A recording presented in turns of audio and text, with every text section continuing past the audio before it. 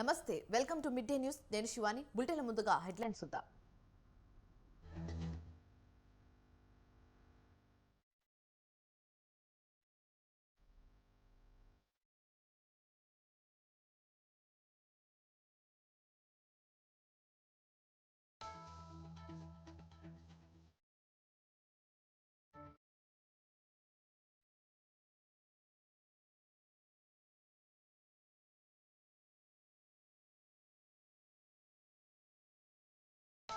తెలంగాణలో మోదీ ఎన్నికల ప్రచారం ఈ నెల 30న రాష్ట్రానికి ప్రధాని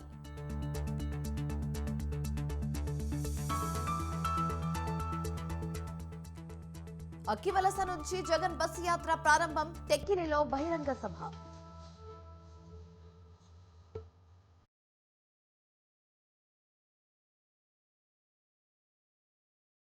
నామినేషన్లకు రేపు ఆఖరు నేడు భారీగా దాఖలు చేస్తున్న అభ్యర్థులు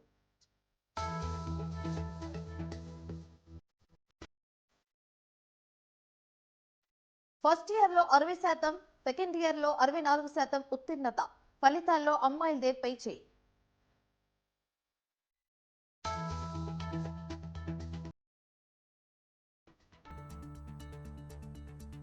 తెలుగు రాష్ట్రాల్లో పెరిగిన ఉష్ణోగ్రతలు పలు మండలాల్లో తీవ్ర వడగాల్పులు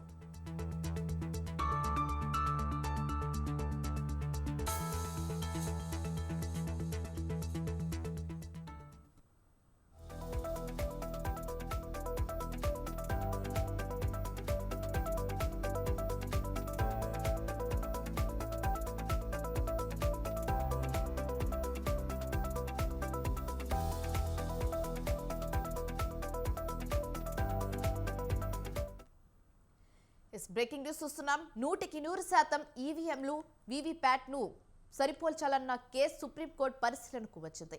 సుప్రీంకోర్టు జడ్జిలు కొన్ని సాంకేతిక ప్రశ్నలను లేవనెత్తారు. ఎలక్షన్ కమిషన్ అధికారి మధ్యాహ్నం 2 గంటలకు సుప్రీంకోర్టుకు వచ్చి ఈ అంశాన్ని వివరించాలని ఆదేశించారు.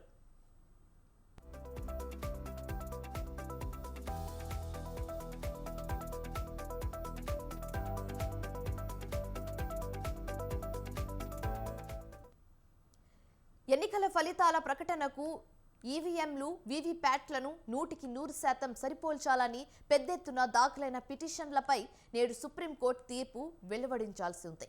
అయితే ఏప్రిల్ 18న సుప్రీంకోర్టు ఈ తీర్పును నేటికి రిజర్వ్ చేసింది. అయితే జస్టిస్ సంజీవ్ ఖన్నా, జస్టిస్ దీపాంకర్ దత్తాలతో కూడిన ధర్మాసనం ఈ కేసును విచారిస్తుంది.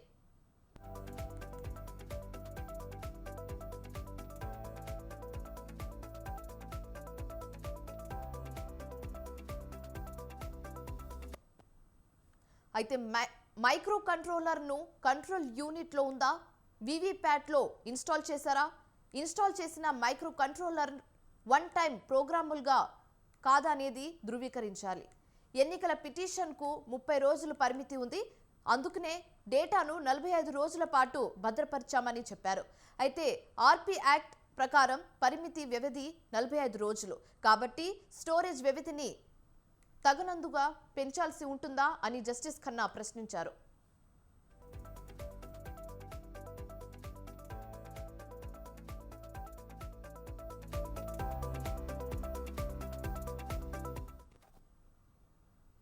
లోక్సభ ఎన్నికల్లో అత్యధిక స్థానాలే గెలుపుగా లక్ష్యంగా కమలనాథులు ప్రణాళికలు సిద్ధం చేశారు. ఇందులో భాగంగా బీజేపీ అగ్రనేతలు తెలంగాణకు క్యూ కడుతున్నారు. అమిత్ షాతో పాటు ప్రధాని మోదీ రాష్ట్రంలో ఎన్నికల ప్రచారంలో పాల్గొంటున్నారు. అయితే ఈ నెల 30న లేదా మే 1న ప్రధాని మోదీ హైదరాబాద్ కు రానున్నారు. అదే రోజు హైటెక్ సిటీ నోవాటల్లో ఐటీ నిపుణులతో భేటీ కానున్నారు. అక్షరాస్యత ఎక్కువగా ఉన్న ప్రాంతాల్లో ఓటింగ్ శాతం పెంచడమే ధ్యేయంగా వారితో చర్చించనున్నారు.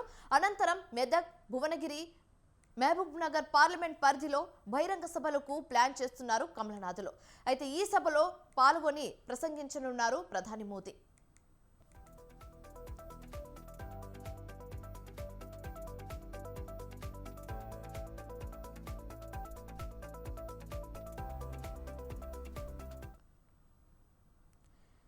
రేపు కేంద్ర హోంమంత్రి అమిత్ షా తెలంగాణలో పర్యటిస్తారు. అలాగే బీజేపీ జాతీయ అధ్యక్షుడు జేపీ నడ్డా సైతం త్వరలోనే రాష్ట్రంలో పర్యటించనున్నట్లు తెలుస్తుంది. ఆయన బీజేపీ కీలక నేతలతో భేటీ కానున్నారు. ఎన్నికల వ్యూహాలపై చర్చించి దిశానిర్దేశం చేయనున్నారు. ఇక ఇదే అంశానికి సంబంధించి మరింత తాజా సమాచారం మా ప్రతినిధి శ్రీనివాస్ అందిస్తారు. శ్రీనివాస్, చెప్పండి.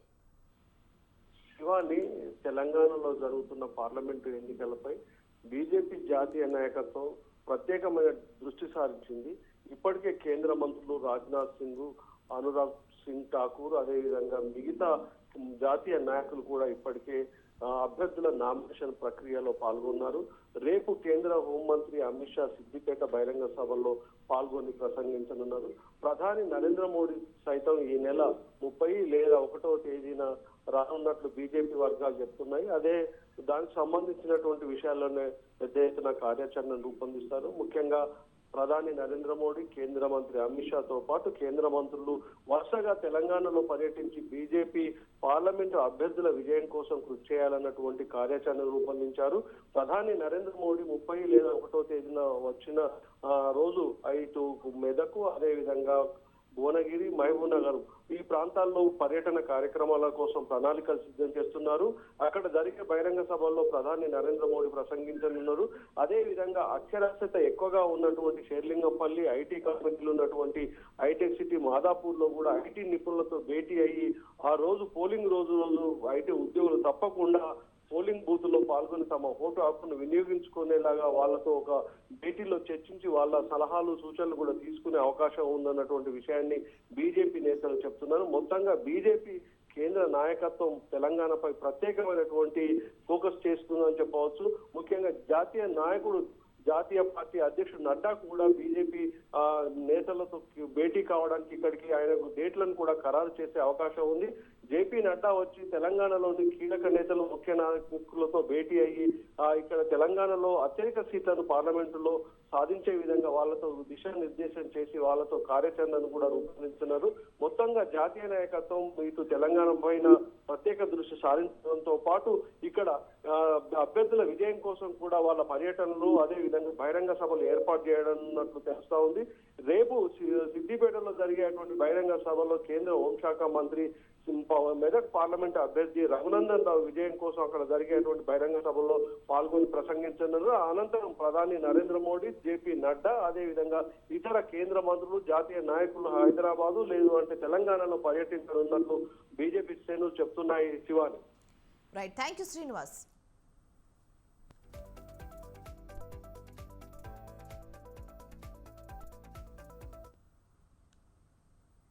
లోక్సభ ఎన్నికలు సమీపిస్తున్నాయి. తెలుగు రాష్ట్రాల్లో నామినేషన్ల దాఖలుకు రేపటితో గడువు ముగియనుంది. ఇటు తెలంగాణ లోక్సభ, అటు ఆంధ్రప్రదేశ్లో అసెంబ్లీ, లోక్సభ ఎన్నికల నామినేషన్లు దాఖలుకు రేపే ఆఖరి తేదీ. అయితే 2 రోజులే నామినేషన్లకు సమయం ఉండడంతో ఇవాళ రేపు భారీగా నామినేషన్లు దాఖలయ్యే అవకాశం కనిపిస్తుంది. తెలంగాణలో 17 లోక్సభ స్థానాలకు 415 నామినేషన్లు దాఖలు చేశారు. నిన్న ఒక్కరోజే 128 నామినేషన్లు దాఖలయ్యాయి.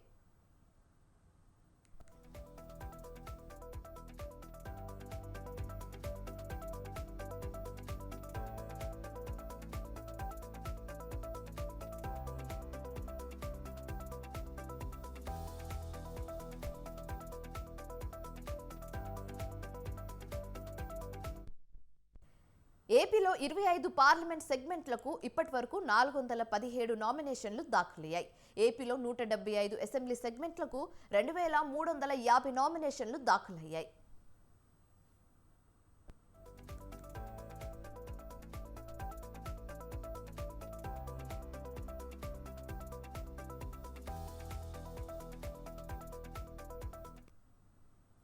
కేంద్ర ఎన్నికల సంఘం ప్రకారం సార్వత్రిక ఎన్నికల్లో భాగంగా 4వ దశలో తెలంగాణ, ఏపీ లోక్సభ స్థానాలకు ఎన్నికలు జరగనున్నాయి.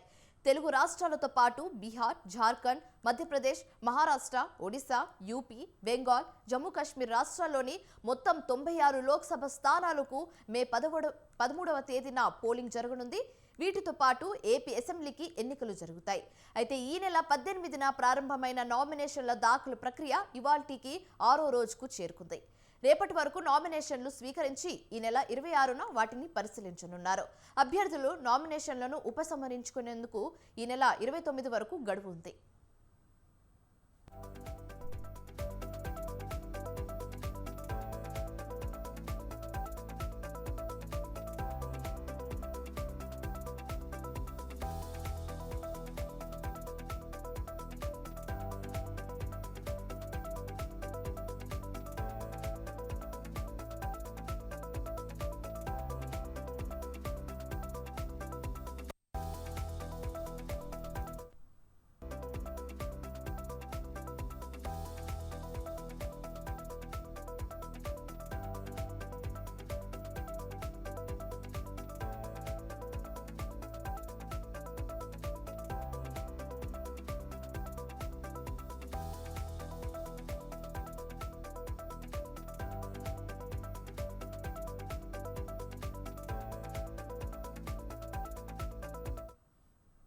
రేపు పులివెందులలో ఏపీ సీఎం జగన్ నామినేషన్ దాఖలు చేయనున్నారు.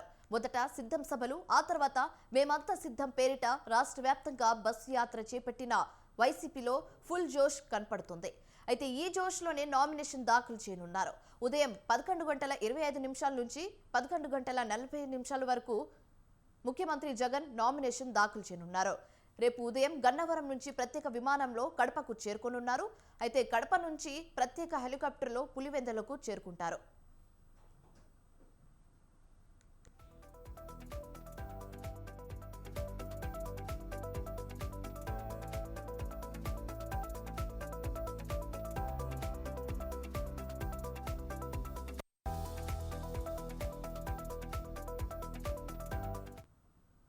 పులివెందులలోని సిఎస్ఐ గ్రౌండ్లో ఉదయం 10 గంటల నుంచి 11:15 వరకు పబ్లిక్ మీటింగ్లో సీఎం పాల్గొననున్నారు.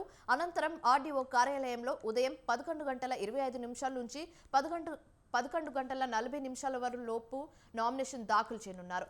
అనంతరం పులివెందుల నుంచి కడపకు చేరుకొని కడప నుండి గన్నవరం బయలుదేరి వెళ్లనున్నారు జగన్.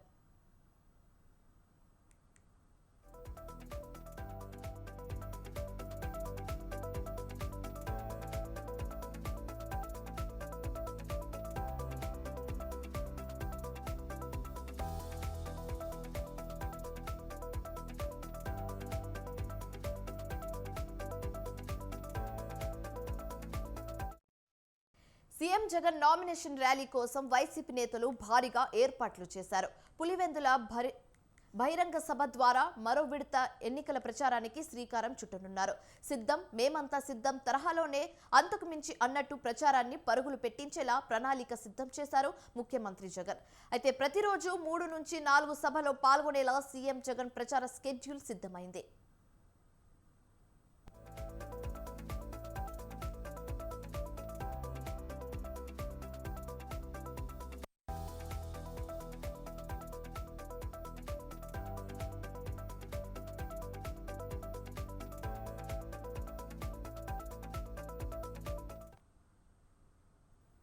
తెలంగాణ సీఎం రేవంత్ రెడ్డి సికింద్రాబాద్ మహంకాళి అమ్మవారిని దర్శించుకున్నారు.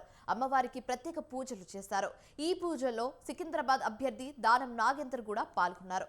అనంతరం నామినేషన్ వేసేందుకు ర్యాలీగా బయలుదేరారు దానం నాగేందర్.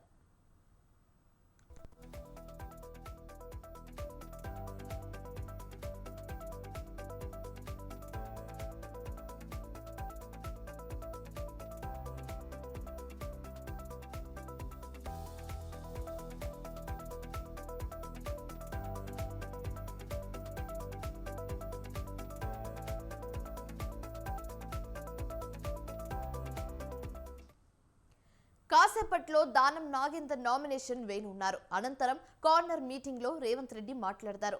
మధ్యాహ్నం వరంగల్ జిల్లాలో కాంగ్రెస్ ఎంపీ అభ్యర్థి కడియం కావ్యకు మద్దతుగా ప్రచారం నిర్వహిస్తారు. మడికొండలో జరిగే జనజాతర సభలో పాల్గొని ప్రసంగిస్తారు. భారీగా జన సమీకరణ కోసం కాంగ్రెస్ శ్రేణులు కసరత్తు చేస్తున్నారు. సభను ప్రతిష్టాత్మకంగా నిర్వహించేలా ఏర్పాట్లు చేస్తున్నారు కాంగ్రెస్ నేతలు. అయితే సీఎంగా బాధ్యతలు చేపట్టిన తర్వాత మొదటిసారి వరంగల్ జిల్లాకు వస్తున్నారు CM Revanth Reddy.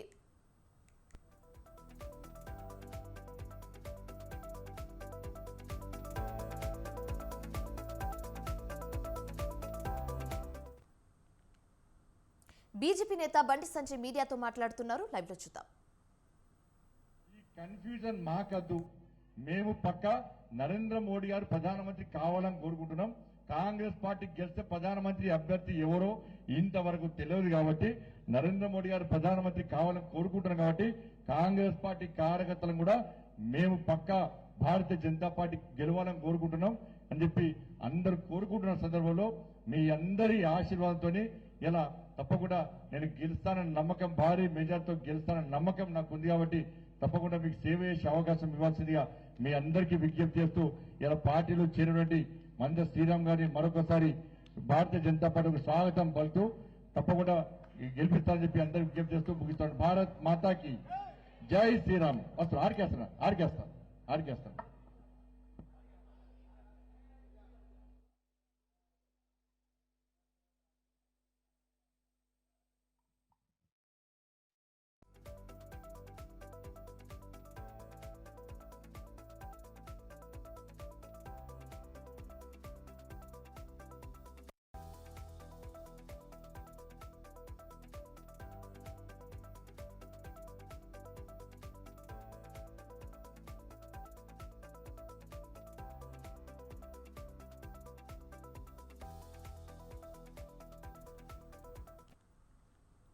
Back to news. ఇక సీఎం పదవిని పదిలం చేసుకోవడానికి సీఎం రేవంత్ రెడ్డి కొత్త వ్యూహాన్ని ఎంచుకున్నారా? అటు ప్రతిపక్షాలకు కౌంటర్ ఇస్తూనే ఇటు పార్టీలోని సీనియర్లను మచ్చిక చేసుకునేందుకు రేవంత్ రెడ్డి ద్వంద్వ వ్యూహ చతురతను ప్రదర్శిస్తున్నారా? ఇంతకీ రేవంత్ రెడ్డి సీఎం అయ్యాక ఆయనలో వచ్చిన మార్పేంటి? సీఎం పీఠం ఎక్కాక రేవంత్ రెడ్డిలో హుందాతనం పెరిగిందా?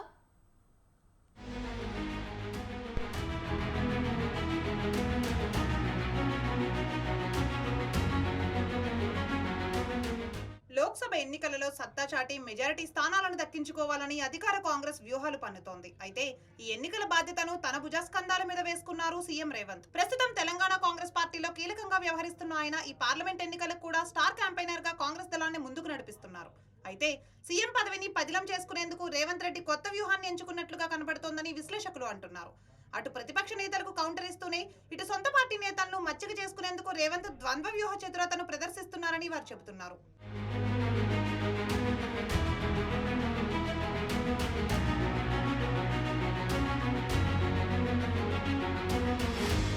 సీఎం పీఠం ఎక్కిన తర్వాత రేవంత్ వ్యవహార శైలిలో కొంత మార్పు వచ్చిందనే టాక్ వినిపిస్తోంది. రాజకీయాల్లో ఎక్కడ నెగ్గాలో కాదు, ఎక్కడ తగ్గాలో తెలియాలి అనే సిద్ధాంతాన్ని రేవంత్ గట్టిగానే ఫాలో అవుతున్నట్లు కనిపిస్తోందని విశ్లేషకుల మాట. భువనగిరి పార్లమెంట్ సీటు విషయంలో పట్టుబట్టి అధిష్టానం వద్ద తన స్నేహితుడికి సన్నిహితుడికి టికెట్ ఇప్పించుకున్న రేవంత్ అదే భువనగిరి టికెట్ ఆశించిన కోమటిరెడ్డి రాజగోపాల్ని ఇన్ఛార్జిగా చేసి చాకచక్యంగా వ్యవహరించారు. దీంతో సరిపెట్టకుండా భేదభావాలు, వ్యక్తిగత వైరుధ్యాలు పక్కన పెట్టి ఎమ్మెల్యే రాజగోపాల్ రెడ్డి నివాసానికి వెళ్లి భువనగిరి పార్లమెంటు సమీక్షా సమావేశంలో పాల్గొన్న విషయాన్ని విశ్లేషకులు గుర్తు చేస్తున్నారు.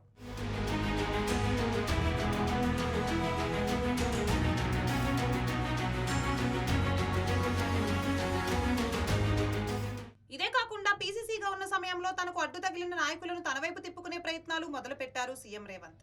అందులో భాగంగానే మెదక్ పార్లమెంటు కాంగ్రెస్ అభ్యర్థి నీలం మధు నామినేషన్ రోజు నిర్వహించిన కార్నర్ మీటింగ్ లో జగ్గారెడ్డిని పైకి పిలిచి మరీ స్వయంగా రేవంత్ ఆయన మీసాన్ని మెలేయడం హాట్ టాపిక్ గా మారింది. అంతేకాకుండా రేవంత్ పీసీసీ పదవి కొనుక్కున్నారని గతంలో వ్యాఖ్యలు చేసిన కోమటిరెడ్డిని ఉద్దేశిస్తూ తన తర్వాత సీఎం అయ్యే అర్హత ఆయనకే ఉందని బాంబు పేల్చారు రేవంత్.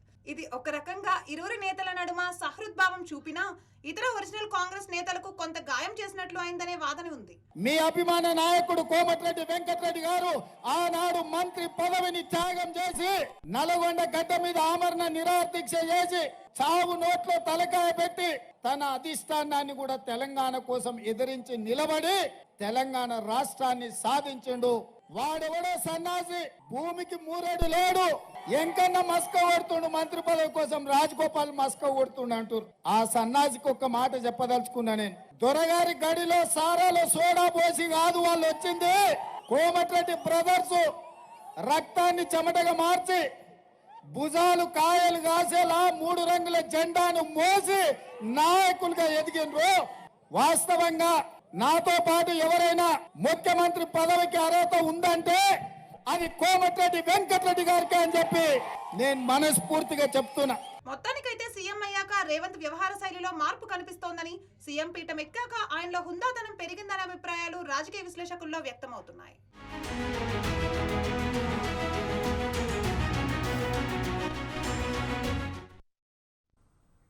తెలంగాణలో నామినేషన్ ముగింపునకు సమయం దగ్గర పడుతున్న కాంగ్రెస్ లో టికెట్ పంచాయతీ కొలిక్కి రాకపోవడానికి కారణమేంటి? ఖమ్మం అభ్యర్థి ప్రకటనపై హైదరాబాద్ హైకమాండ్ చేతులెత్తేసిందా? బెంగళూరు వేదికగా జరుగుతున్న మంతనాలేంటి? ఇకనైనా టికెట్ పోరుకు ఎన్కాట్ పడనుందా? పార్లమెంట్ బరిలో నిలిచేదెవరు? తప్పుకునే నాయకుడెవరు?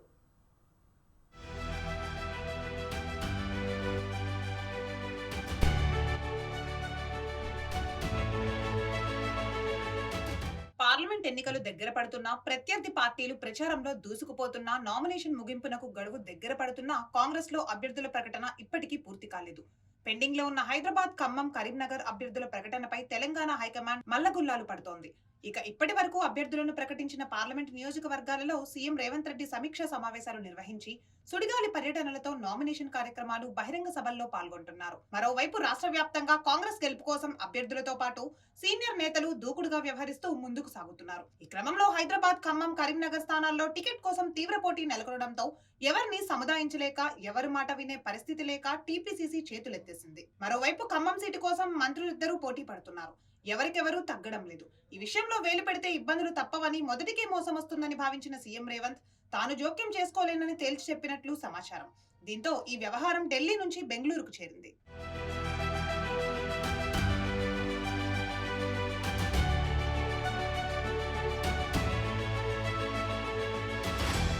ఖమ్మం టికెట్ కోసం డిప్యూటీ సీఎం భట్టి విక్రమార్క, మంత్రి పొంగులేటి శ్రీనివాసరెడ్డి మధ్య పోటీ నెలకొంది. తమ కుటుంబ సభ్యులకు టికెట్ కోసం విశ్వ ప్రయత్నాలు చేస్తున్నారు ఇరు నేతలు. పొంగులేటి ఆయన సోదరుడు ప్రసాద్ రెడ్డికే సీటు కావాలని హైకమాండ్ పై ఒత్తిడి తెస్తూ ఉండగా, భట్టి తన భార్య నందినికైనా లేదంటే రాయల నాగేశ్వరరావుకైనా టికెట్ ఇవ్వాలని పట్టుబడుతున్నారు. దీంతో Congress trouble shooter DK Shivakumar వద్దకు ఖమ్మం సీటు పంచాయతీ వెళ్లింది. ఖర్గే సమక్షంలో బెంగళూరు వేదికగా ఖమ్మం పాలిటిక్స్ మీద మంతనాలు జరుగుతున్నాయి.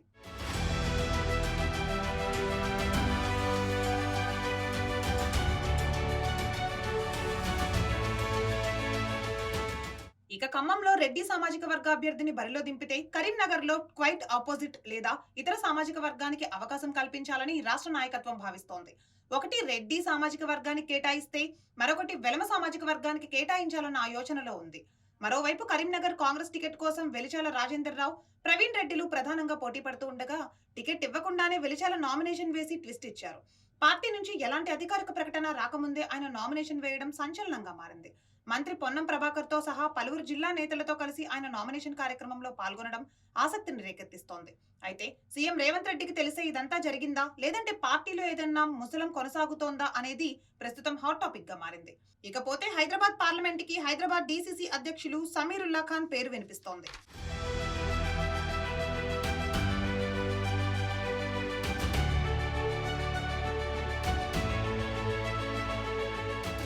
ఓవైపు ఎన్నికల జాతర జోరుగా కొనసాగుతున్న వేళ ఇప్పటికీ కాంగ్రెస్ పెండింగ్ సీట్లపై క్లారిటీ రాకపోవడంతో హైదరాబాద్, ఖమ్మం, కరీంనగర్ల మధ్య క్యాడర్ అయోమయంలో పడింది.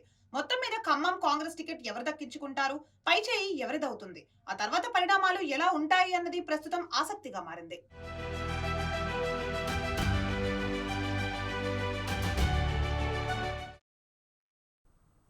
విపక్ష కూటమి నేతలపై ఫైర్ అయ్యారు నెల్లూరు ఎంపీ అభ్యర్థి విజయసాయిరెడ్డి. ఓట్ల కోసం ప్రజలను మభ్యపెట్టే ప్రయత్నాలు చేస్తున్నారని ఆరోపించారు ఆయన. జనం అమాయకంగా మోసపోయి వారిని గెలిపిస్తే సమస్యలు వచ్చినప్పుడు పట్టించుకోరని విమర్శలు గుప్పించారు. జనసేన బీజేపీ మిమ్మల్ని మభ్యపెట్టేదానికి ప్రయత్నిస్తా ఉంది. వాళ్ళకు ఉన్నటువంటి డబ్బు సంచులతో మిమ్మల్ని కొనుగోలు చేయాలన్నటువంటి ఉద్దేశంతో మిమ్మల్ని అన్ని రకాలుగా మిమ్మల్ని వాడుకోవాలని మీ యొక్క ఓట్లు తీసుకున్న తర్వాత వారు మీకు కనిపించరు. మీ ప్రయోజనాలను కాపాడేందుకు తెలుగుదేశం పార్టీ ఉండదు. బీజేపీ ఎలా మీ యొక్క ప్రయోజనాలను కాపాడదు అన్నటువంటి విషయాన్ని తెలియజేస్తున్నాం. తెలుగుదేశం పార్టీ, జనసేన బీజేపీ మిమ్మల్ని మభ్యపెట్టేదానికి ప్రయత్నిస్తా ఉంది. వాళ్ళకు ఉన్నటువంటి డబ్బు సంచులతో మిమ్మల్ని కొనుగోలు చేయాలన్నటువంటి ఉద్దేశంతో మిమ్మల్ని అన్ని రకాలుగా మిమ్మల్ని వాడుకోవాలని మీ యొక్క ఓట్లు తీసుకున్న తర్వాత వారు మీకు కనిపించరు. మీ ప్రయోజనాలను కాపాడేందుకు తెలుగుదేశం పార్టీ ఉండదు. బీజేపీ ఎలా మీ యొక్క ఇక కృష్ణా జిల్లా గన్నవరం నుంచి కూటమి అభ్యర్థిగా నేడు నామినేషన్ వేయనున్నారు యార్లగడ్డ వెంకట్రావు. కార్యక్రమంలో పాల్గొనేందుకు 4 మండలాల నుంచి భారీగా తెలుగు తమ్ముళ్లతో పాటు బీజేపీ, జనసేన శ్రేణులు తరలివచ్చారు. ఇక రామవరపాడు నుండి భారీ ర్యాలీగా తరలివెళ్లి నామినేషన్ వేయనున్నారు యార్లగడ్డ.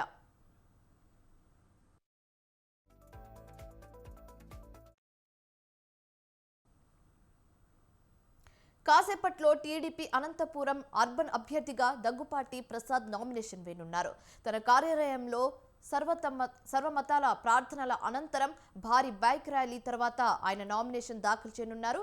అయితే ఈ కార్యక్రమం నేపథ్యంలో ఇప్పటికే భారీగా తెలుగు తమ్ముళ్లు తరలివచ్చారు.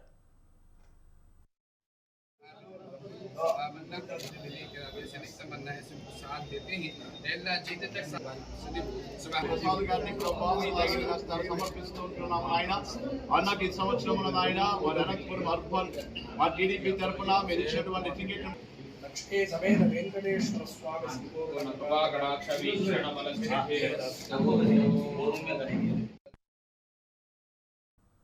ప్రధాని మోదీ హామీలు, గ్యారంటీలు అన్ని అబద్దాలని కాంగ్రెస్ అధ్యక్షుడు మల్లికార్జున ఖర్గే అన్నారు. కేరళలో కాంగ్రెస్ సభలో మల్లికార్జున ఖర్గే ప్రసంగించారు. ప్రతి కుటుంబానికి 15 లక్షల రూపాయలు బ్యాంకులో జమ చేస్తారన్నాడు. విదేశాల్లో కాంగ్రెస్ దాచిన కోట్లాది నల్ల డబ్బును వెనక్కి తీసుకొస్తానన్నాడు. ఆ డబ్బు ఏది అని ప్రశ్నించారు మల్లికార్జున ఖర్గే. వచ్చే ఎన్నికల్లో రైతుల ఆదాయాన్ని రెట్టింపు చేస్తానని చెప్పారు. రైతుల రెట్టింపు ఆదాయం ఏది అని ప్రశ్నించారు. మోదీ గ్యారంటీ అంటే ఏంటి? ఇచ్చిన వాగ్దానాలు నెరవేర్చబోనని మోదీ గ్యారంటీ ఇస్తున్నారని మల్లికార్జున ఖర్గే ఎద్దేవా చేశారు.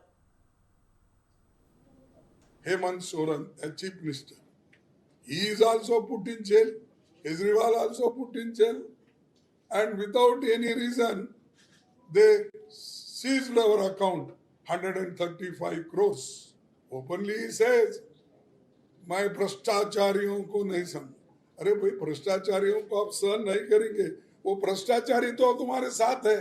Some people have become chief ministers, some ministers, some Rajya Sabha members. How you allowed them?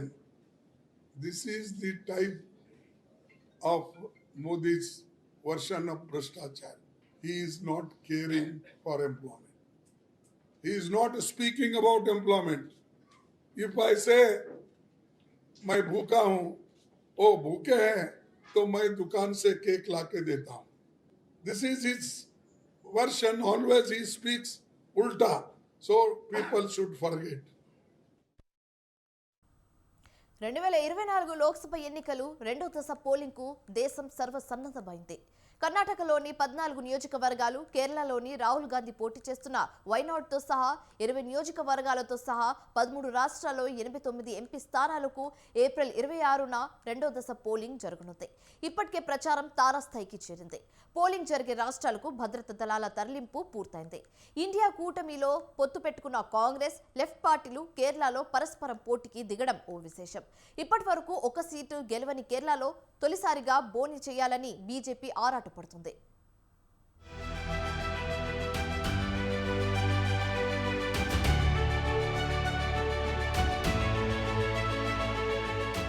చెదురుమదురు ఘటనలు తప్ప మొత్తం మీద తొలి దశ పోలింగ్ పూర్తయిన నేపథ్యంలో రెండో దశ పోలింగ్ కు రంగం సిద్ధమైంది.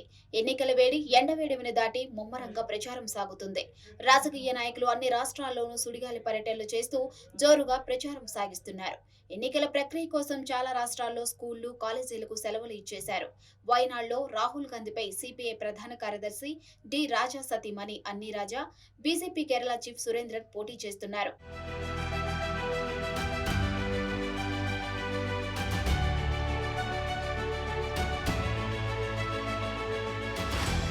రెండో దశలో ఏప్రిల్ 26వ తేదీన 13 రాష్ట్రాల్లోని 89 నియోజకవర్గాలకు ఎన్నికలు జరుగుతాయి.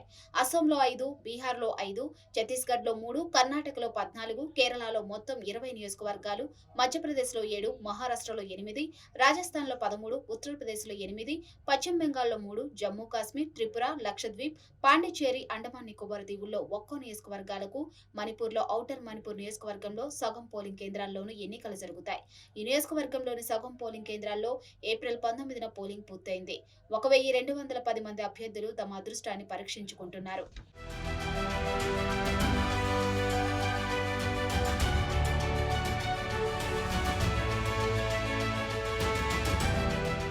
రెండు 2024 లోక్సభ ఎన్నికలు రెండో దశ ప్రచారం తుది దశకు చేరింది.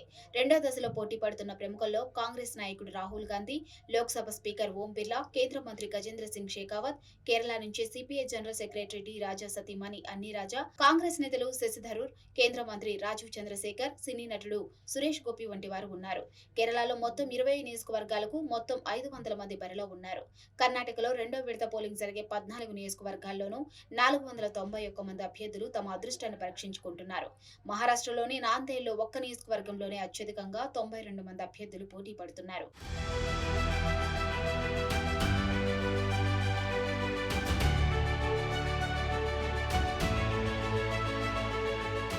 మణిపూర్లో రెండో దశలో 6 జిల్లాల్లోని 22 అసెంబ్లీ సెగ్మెంట్లలో పోలింగ్ జరగాల్సి ఉంది. హింసాకాండ, విధ్వంసం ఇంకా కొనసాగుతున్నాయి. రెండో దశ పోలింగ్ కు ముందు జరిగిన 2 హింసాత్మక సంఘటనలో ఒకరు చనిపోయారు. తొలి దశలో విధ్వంసం చోటు చేసుకున్న 11 పోలింగ్ కేంద్రాల్లో 22న పోలింగ్ నిర్వహించారు. అరుణాచల్ ప్రదేశ్లోని 8 పోలింగ్ కేంద్రాల్లో కూడా రీపోలింగ్ కు కేంద్ర ఎన్నికల సంఘం ఆదేశించింది. 24న ఇక్కడ రీపోలింగ్ జరుగుతుంది.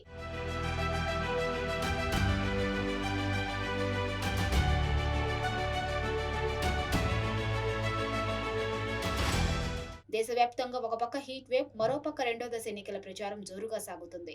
అటు బీజేపీ, ఇటు కాంగ్రెస్ తమ మేనిఫెస్టోలను విడుదల చేసి ప్రచారాన్ని హోరెత్తిస్తున్నాయి. ప్రధాని మోదీ ఎన్డీఏ సర్కార్ 10 ఏళ్లలో సాధించిన విజయాలను ఏకరువు పెడుతున్నారు. పేదలకు బ్యాంక్ అకౌంట్లు, మహిళల కోసం ఇంటింటా మరుగుదొడ్ల కల్పనతో పాటు డిజిటల్ ఇండియా, టెక్నాలజీ రంగంలో సాధించిన విజయాలను చెబుతూ మరికొద్దేళ్లలోనే భారత్ ప్రపంచంలో 3వ అతిపెద్ద ఆర్థిక వ్యవస్థగా ఆవిర్భవిస్తుందని చెబుతూ 3వ టర్మ్ మోదీ సర్కార్ను ఎన్నుకోవాలని కోరుతున్నారు. మరోపక్క కాంగ్రెస్ పాంచిన్యాయ్ 25 గ్యారెంటీలను వాగ్దానం చేస్తూ పేదలు, గిరిజనుల సంక్షేమం, అగ్నివీర్ స్కీమ్ రద్దంటూ హామీలు ఇస్తుంది. ఏమైనా తొలి విడత కన్నా రెండో విడత పోలింగ్ నాటికి ప్రచార వేడి మరింత ముమ్మరమైంది.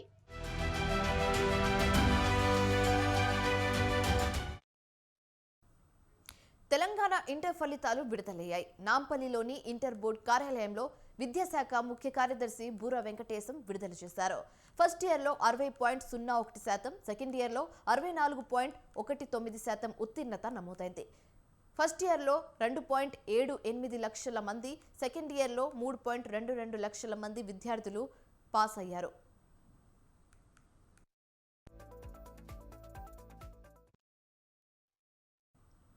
ఇంటర్ ఫలితాల్లో బాలికలు పై చేయి సాధించారు. ఫస్ట్ ఇయర్లో 68.35% బాలికలు, 51.5% బాలురు ఉత్తీర్ణత సాధించారు. సెకండ్ ఇయర్లో 72.53% బాలికలు, 56.1% బాలురు పాస్ అయ్యారు. మొదటి సంవత్సరం ఫలితాల్లో రంగారెడ్డి జిల్లా ప్రథమ స్థానంలో, మెడ్చల్ ద్వితీయ స్థానంలో నిలిచాయి. సెకండ్ ఇయర్లో ములుగు మొదటి స్థానంలో, మెడ్చల్ ద్వితీయ స్థానంలో నిలిచాయి. జనరల్ అండ్ వొకేషనల్ కలిపి 4,78,723 మంది ఎగ్జామ్స్ రాశారు. సెకండ్ ఇయర్ వచ్చి 5,02,280 మంది ఎగ్జామ్స్ రాశారు. సో పాస్ అయిన పిల్లలు చూస్తే దీంట్లో జనరల్ అండ్ వొకేషనల్ కలిపి 2,87,261 ఫస్ట్ ఇయర్ పాస్ అయ్యారు. సెకండ్ ఇయర్ ఏమో 3,22,432 మంది పాస్ అయ్యారు. So pass percentage first year అయితే 60.01%, 60.01. సెకండ్ ఇయర్ వచ్చి ఇది బోత్ వొకేషనల్ అండ్ జనరల్ కలిపి 64.19% ఏమో సెకండ్ ఇయర్ పాస్ అయినారు. ఇందులో girls as usual they are topping in terms of pass percentage. First ఇయర్లో అయితే 68.35%, boys 51.5%. Second year girls 72.53%, boys 56.1%. A grade అంటే అబౌవ్ 75% దాటిన వాళ్ళు 1,86,000 ఫస్ట్ ఇయర్ వాళ్ళు ఉన్నారు. అదే సెకండ్ ఇయర్లో 1,94,000 ఉన్నారు. అదే డి గ్రేడ్ చూస్తే అంటే which is less than 50%, 8,283 first ఇయర్లో ఉంటే 8,020 సెకండ్ ఇయర్లో ఉన్నారు. సో